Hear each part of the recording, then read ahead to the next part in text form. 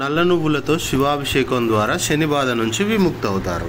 నల్ల నువ్వులు అంటే నల్ల నువ్వులు ప్లస్ పుట్టమన్ని కిలంపావు కానీ అంతకన్నా ఎక్కువ కానీ నల్ల నువ్వులు తీసుకొని పుట్టమన్ను తీసుకొని 108 శివలింగాలు, చిన్న చిన్న శివలింగాలు, తర్వాత పెద్ద శివలింగం చేసి మనం శివాభిషేకం చేస్తాం. మనలో చాలామంది ఏలినాటి శని, అర్ధమ శని, అర్ధాష్టమ శని, జాతక దోషంలో ఉన్న శనితో బాధపడుతుంటాం. దానికి సంబంధించిన పూజలు మరియు హోమం ఏ విధంగా చేయొచ్చు, శని నుంచి ఏ విధంగా పూర్తిగా నివారణ చేసుకోవచ్చు అనేది చూస్తే ఫస్ట్ మనం గణపతి పూజ చేస్తాము, తర్వాత నవగ్రహ పూజ, తర్వాత ఏకలింగ భద్రమండలి పూజ, తర్వాత నవగ్రహ అభిషేకము, నవగ్రహ అష్టోత్తరము, తర్వాత మహాలింగార్చన. ఇందాక మనం మాట్లాడుకున్నట్టు మహాలింగాన్ని తయారు చేసి తర్వాత చిన్న చిన్న 108 శివలింగాలు తయారు చేసి వాటిని అర్చిస్తాం.